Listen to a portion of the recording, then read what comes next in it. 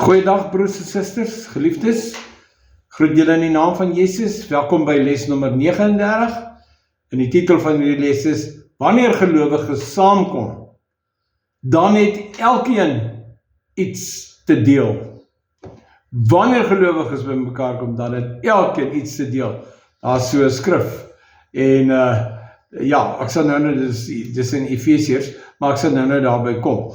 Kom ons kyk eers na 1 Korintiërs 14 vers 1 tot 5. En ek lees vir julle daar. Jaag die liefde na en beywer julle met die oog op die geestelike gawes. In die vorige les het ek vertel hoe dit oor tyd en oor eeue het kerkleiers en kerkvaders besluit, nee, ons sukkel, ons kom nie agter dat die gawes van die Heilige Gees meer werk nie, en ons kom nie agter dat daar tale is, en uitleg van tale nie, en dat ons was nie meer profesieë nie, en dan besluit hulle nou maar sommer, nee wat, ons kan kerk hou sonder dit, ons gaan kerk hou, en mense gaan kerk toe. Jy sien, nou is hulle nie meer die kerk nie, hulle is nie meer die priesterskap van die gelowiges nie, hulle is nie meer priesters vir God nie, hulle vertrou nie meer die Here deur geloof om 'n woord by die Here te kry, of om in tale te kan spreek nie, maar die Here vertrou is geloof, is alles in geloof. Ek het in 'n vorige les vir julle gewys, hoe in Handelinge 1, Handelinge 2, wat het gebeur toe die Heilige Gees uitgestort is, hoe die mense van al die verskillende lande gevoel, toe hulle hoor dat hierdie Galileërs praat in hulle eie persoonlike taal, maar dit is Galileërs, hulle kan nie 'n ander taal praat as Galileërs nie. So, dit was 'n verskriklike wonderwerk, en daar was nog 'n vlam op elkeen se kop ook. So, het die Here besluit, dit is nie meer belangrik nie, waar staan het geskrywe dat hy besluit het, dis nou net vir daai tyd, en dis nie nou meer belangrik nie, die mense gryp goed uit hulle eie gedagtes uit hulle eie besluite uit, en dan sê hulle, dit is hoe die kerk moet wees. Ons moet ons bekeer van sulke goddelose optrede, om namens God te sê vir mense, en hulle so te leer, om vir hulle te sê, God werk nie meer so nie. Jy kan nie iets sê oor God, as jy nie 'n skrif daaroor het nie. So, die Here het gesê, tot in Hebreërs nog, in Hebreërs 12 het hy gesê, ek verander nooit. My woord bly altyd tot in alle ewigheid dieselfde. Ek is gister, vandag en tot in ewigheid dieselfde. My woord sal nooit verander nie. Nou, kom ons bekeer ons. Kom, ons nie beklei en bestry hieroor nie, kom ons bekeer ons net. Kom ons doen wat die Here sê. Kom ons glo in hom, sodat ons kan vrug dra. Right, 1 Korintiërs 14 sê ek weer, hy sê, jaag die liefde na.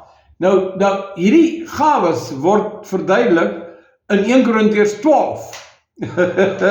Daar word al die gawes gegee, en nie al die gawes nie, as in Romeine ook gawes, wat nie in Korintiërs vermeld is nie, maar dis die hele Bybel, ons al die gawes kry, ons het alles van die Here nodig, ons het al die hulp wat ons kan kry van die Here nodig. Nou, ek wil vir u sê dat, wanneer ons by mekaar kom, dan het ons die Heilige Gees nodig. En elkeen wat na die by mekaar kom plek van die klein groepie kom, en die groot groep, almal moet bid vir daai byeenkoms. Almal met die Here vra, sê, Here, ons soekie, Heilige Gees kom lei ons, kom leer ons, soos wat Jesus gesê het, Heilige Gees, maak tog asseblief dat ons 'n goeie byeenkoms sal hê, dat dit die Here sal verheerlik, dat ons in die wil van die Here sal wees, dat ons u sal hoor in die Gees, en dat ons sal verstaan in die Gees wat u sê, want u is Gees. Die verstand kan God se dinge nie verstaan of uitwerk nie. Maar in die Gees kan ons openbaring kry, en dit help ons om 'n geestelike liggaam van Christus te wees. So dit nodig. Nou hy sê, dit is met die liefde daai. Nou wat ek nou wil gesê het is, 1 Korintiërs 12 behandel die woord deur die Heilige Gees, behandel die Heilige Gees het met ons, dat daar gawes is wat uitgedeel word, soos die Heilige Gees het wil uitdeel. En dat daar by mekaar byeenkomste moet wees waar ons by mekaar kom, en dat die gawes dan onder ons sal werk. En dan sê hy ook in 1 Korintiërs 14 vers 26, dat wanneer ons by mekaar kom, dan het elkeen iets, 'n lied, of 'n uitleg, of 'n getuienis, of 'n woord om te deel, of 'n woord van kennis, 'n woord van wysheid, wat ook al, daar is soveel gawes. Ons moet net by die Heilige Gees hoor, die Heilige Gees weet wat is nodig, die Heilige Gees weet wie daar sit, en wat is hulle behoeftes, ons weet nie, maar die Heilige Gees weet, en dis wat dit so wonderlik maak, dis wat dit so 'n wonderlike geestelike byeenkoms maak, is dat ons weet nie wat die mense presies aangaan nie, maar die Heilige Gees weet, en nou ons is net gehoorsaam, ons glo God, en ons gehoorsaam hom, en dan kom die goed uit wat die mense nodig het. Dis amazing, dis verstommend. Dis ons lekker man, wanneer God werk en jy weet, hier's God. God is nou hier, dis nie nou mense se slimmigheid wat hier so werk nie. Dis God se goddelikheid wat hier werk. En dit is so fantasties van die Nuwe Testamentiese kerk in die Heilige Gees. Nou, hy sê, o ja, jaag die liefde na, ek wil net daai punt nog dryf. Jaag die liefde na. Nou, nadat die Heilige Gees vertel het van die gawes en die werkinge van God en die bedieninge van Jesus, dan kom hy en hy sê, van al die dinge, 1 Korintiërs 13, van al hierdie belangrike dinge, moet julle nooit vergeet nie, dat die heel belangrikste van geloof en van hoop en liefde, is liefde die belangrikste. Dis fantasties, so, dat ons met mekaar so lief hê, dat ons vooraf gaan bid en sê, Here, help ons dat ek vir iemand 'n woord kan gee. Here, lê iemand op my hart, geef my 'n woord dat ek met iemand kan deel, of geef my net iets dat ek met iemand die liefde kan betoon. Want dit is liefde wat maak, die omgee, wat daai mense behoefte is, en dan as jy dit vra vir die Here, en die Here weet wat die behoefte is, dan gaan die Here jou gebruik, juis omdat jy daai persoon lief het, en vooral omdat jy God lief het. En so ons word God se liggaam, omdat ons in liefde saamkom in die naam van die Here. En daai liefde stig, daai liefde maak dat ons heel word, dat ons mekaar op die hande dra, mekaar eer en ag en voorgaan en eerbetoning.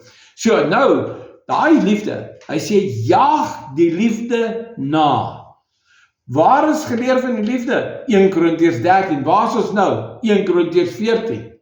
So, dis amper soos 'n toebroodjie, die toepassing van die gawes en die lering oor die gawes. En tussenin is die liefde. Dis die belangrikste. Dis die vulsel in die toebroodjie. Dis die belangrikste ding. Twee droë snye op mekaar is nie so lekker soos wat in die Heilige Gees en die liefde van God daar is nie. So, jaag die liefde na en beywer julle met die oog op die geestelike gawes. Wat moet ons maak? Ons moet ons beywer. Maar ons moet voor ons by mekaar kom al bid, sê Here, laat die gawes werk. Ek wil my beywer vir u gawes. Heilige Gees, gebruik my vanaand asseblief, of vanmiddag of vanoggend. Gebruik my asseblief. Geef my u gawes, want dit mos geskenke. Gawe is 'n geskenk. Verniet gee ek dit vir jou sodat jy dit verniet kan oordra aan iemand anders. Prys die Here, dit is so wonderlik. Dit is geskenke van God deur die Heilige Gees uitgedeel. Daar is nie so iets soos 'n Kersvader nie, daar is iets soos, daar is 'n iemand soos die Heilige Gees. Moenie na die wêreldse fabels luister nie. So, nou sê hy hierso, beywer julle met die oog op die geestelike gawes, maar veral om te profeteer. Hoeveel gawes is daar? Daar is 9 gawes van die Heilige Gees. En een van hulle is om te profeteer. Maar hy sê, dis die belangrikste een, is om te profeteer. Maar hy sê nie, dis nou verby nie. Hy sê, julle moet aanhou daarmee. Want dan met deur profesie, elke gelowige kan profeteer. Kan die gawe van profesie beoefen. Kan deelneem daaraan en iets met iemand deel, 'n profetiese woord wat hulle stig. Maar weet jy wat? Die Heilige Gees moet dit gee. Jy moet dit nie uitdink in jouself nie. Jy moet nie 'n versie gaan uit jou kop uitleer en dan sê jy nou, dis 'n profesie nie. God se woord is anyway 'n profesie. Dis in elk geval 'n profesie. Want profesie beteken jy sê wat God sê. Nou as jy die Bybel lees, dan lees jy wat God sê. So dit is inderwaarheid die profesie. En die gees van profesie is die gees van Christus. En Christus is die lewende woord. So dit maak baie sin. Maar as jy dit nie praktiseer deur geloof in God nie, dan gaan jy nie vrug dra nie. Jesus gaan soek vrug, hy's honger. Hy gaan na daai vyeboom toe en daar's niks vrug aan nie. En hulle sê, maar dis nie sy tyd nie. Hy sê, ek verwag in elk geval vrug op jou lewe. Tydig en ontydig. Want jy moet tydig en ontydig mense vermaan, leer, bemoedig ensovoorts. Jy moet tydig en ontydig gereed wees om mense te bedien. Ek verwag 'n oes. Ek kom en ek kom vra, waar is die vrug op jou lewe? En dit, ons gaan na voor die Here staan. So, nou kom hy en hy sê, julle moet julle beywer met die oog op die geestelike gawes. Dis 'n opdrag. So, ek wil vir u vra, u wat nou na my luister, beywer u elke keer as gelowiges by mekaar kom, in die naam van Jesus, beywer u self om die gawes daarin te vloei, om beskikbaar te wees, dat die Here jou kan gebruik as 'n instrument, dat die gawes deur jou kan vloei. En dan vra ek ook, dan vra ek hierdie vraag by, want dit is die volgende deel van hierdie sin, en dan, veral om te profeteer, is u veral ywerig om te profeteer, om die Here te vertrou vir 'n profetiese woord, is u ywerig om dit te doen? Dit gaan bepaal, wat die vrug gaan wees op ons lewens, hoe ons beywer. Kom ons lees dit nou net weer. Beywer julle dan met die oog op die geestelike gawes, almal, soos wat die Heilige Gees weet wat nodig is vir wie ook al. En dis hoekom jy moet beywer en jy moet die Here vertrou. Moenie jou eie kop volg nie. Moenie raai nie. En dan sê hy, maar veral om te profeteer. Veral om te profeteer. Moet asseblief nie 'n valse profeet word nie. So terloops, alle gelowiges is veronderstel om te kan profeteer. Maar alle gelowiges is nie in die vyfvoudige bediening van die profeet nie. Daar is die apostel, daar is die profeet, evangelis, herder en leraar. Vyfvoudige bediening. Ons het hulle nodig om ons toe te rus, sodat ons in so 'n byeenkoms kan vloei in die gawes wat die Heilige Gees uitdeel. Die bedieninge wat Jesus deur jou werk, en dan die werking van God om deur jou te werk, om sy groot werk gedoen te kry. Hy gebruik mense, nie engele nie. Nou vers 2 van 1 Korintiërs 14 sê, want hy wat in 'n taal spreek, spreek nie tot mense nie, maar hy spreek tot God, want niemand verstaan dit nie, maar deur die Gees spreek hy verborgenhede. Ek het in vroeër lesse het ek gepraat oor die verborgenhede van God, en kyk hierso deur die gawes van die Here te beoefen, werk jy met die verborgenhede van God. Dis bonatuurlik. Dis nie iets wat jou verstand kan uitwerk nie. Jy moet dit deur geloof aangryp en sê, Here, hier sê ek wil deel wees van wat u wil doen. U is amazing, u gaan hierdie mense se lewens vandag impakteer, en ek wil 'n instrument wees in u hande, dat dit wel kan gebeur. Ek beywer my, Here, gebruik my, Here, en as u my nie gebruik, is dit ook reg, maar nogtans nie my wil, nie u wil, maar gebruik my, Here, ek beywer my, wat u sê ek my beywer, help my, ek wil deel wees van u groot werk. Goed, dan gaan ons aan, vers 3, maar hy wat profeteer spreek tot die mense, woorde van stigting, en troos, en bemoediging. Vers 4 sê, hy wat in 'n taal spreek, stig homself. Tale, stig jouself. Dis hoekom ek sê, bid in tale, want dit gaan jou stig. Maar moenie praat met mense in tale en jy het nie 'n uitleg vir tale nie. Daar's 'n verskil tussen spreek in tale.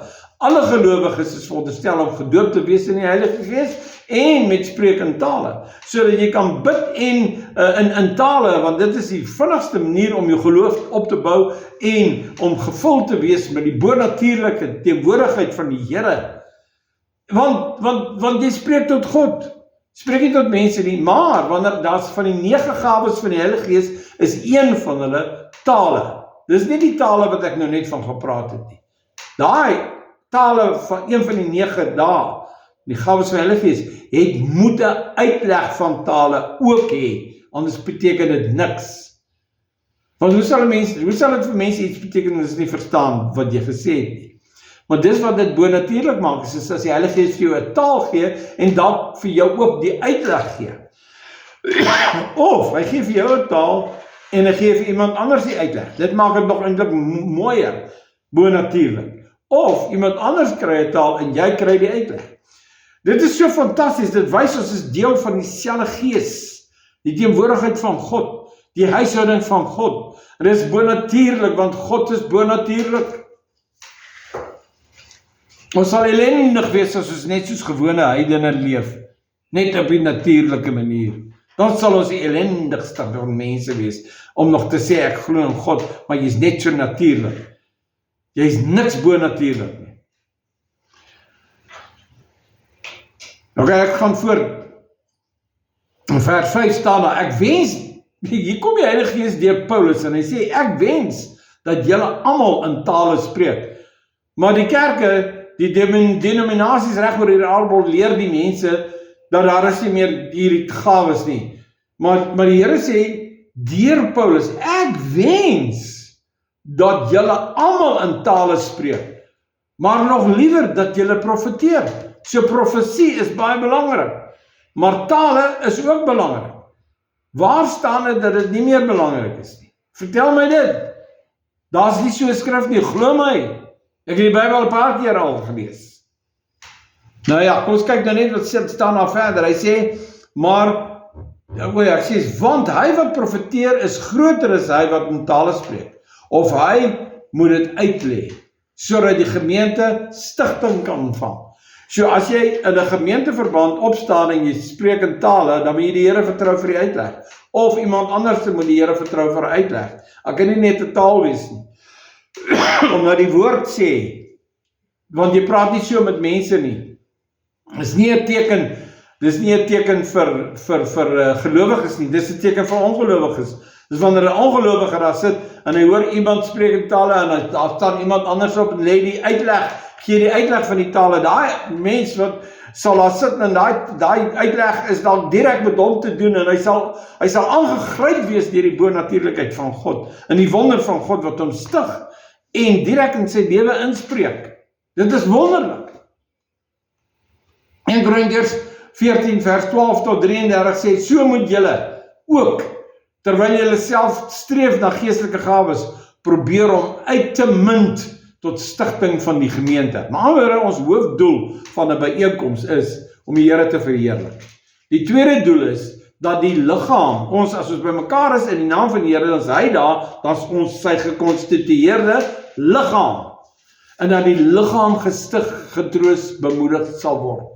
Dit is die doel. Dis nie nou tyd om vir mense te wys jy kan in tale spreek nie, of dat jy kan profeteer, of dat jy het 'n woord van wysheid nie, of jy het nou 'n woord van kennis nie. Dis nie 'n tyd om te brag nie. Dis nie 'n tyd om selfsugtig te wees nie. Dis nie 'n tyd om nou vleeslik te wees nie. Dis 'n tyd om beskikbaar te wees vir die Heilige Gees wat weet wat mense se behoeftes is, en om instrumenteel vir hom toe te laat om deur jou te werk, sodat almal gestig kan word. Stigting, bemoediging en vertroosting en om hulle toe te rus met God en sy woord. Dit moet ons hoofdoel wees. En as ons dit doen, ons weet hoe om ons te gedra in sy teenwoordigheid, sal dit geweldig stigtend wees, en dit sal vir mense onmoontlik wees om sulke byeenkomste nie by te woon nie, want hulle sal net bang wees, hulle mis iets. Baie mense wil sekere dienste glad nie bywoon nie, want hulle wil graag dit mis, want ek meen, dit is 'n pyniging om maar te sit, om dat iemand se dooie werke te sit en luister. Ons was almal daar. Ons het almal in sulke kerke groot geword. Of ek sal nie sê almal nie, maar ek het. Want as ek in 'n taal bid, dan bid my gees, maar my verstand is onvrugbaar. Dit is interessant. Ek het gisterand na 'n video geluister, waar 'n wetenskaplike, 'n breinkenner, 'n neurochirurg, wat 'n intense studie van die brein gemaak, hy sê, wanneer jy in tale spreek of in tale bid, dan is sekere dele van jou brein totaal onvrugbaar. Maar dit staan al vir eeue in die Bybel so. Tale is 'n bonatuurlike ding. Ek praat nou in Afrikaans met u, dis ook 'n taal, maar dit is nie die geestelike tale nie. Want daar is nie iets bonatuurliks aan Afrikaans nie. Ja, daar is seker God se werking ook, dis 'n wonderwerk, die taal van Afrikaans, hoe dit ontstaan het in 'n kort tydjie. Dit is 'n wonderwerk, maar dit maak dit nie 'n geestelike taal nie. So, dis interessant dat die Bybel sê, as ek aan 'n taal bid, dan bid my gees. En jy bid dan akkuraat, want die Heilige Gees weet wat jy moet bid, en hy weet wat die antwoord moet wees. En dan is dit 'n akkurate tipe van gebed, en hy's kragtig, maar jou verstand is onvrugbaar. Prys die Here dat ons verstand dan onvrugbaar is, want ons verstand sal dit eintlik net bietjie heeltemal opmors. Hoe staan die saak dan? Ek sal met die gees bid, maar ek sal ook met die verstand bid. Ek sal met die gees psalm sing, maar ek sal ook met die verstand psalm sing. Tot aan einde van vers 15, vorige keer praat ek met u verder van vers 16 af. Vrede vir u.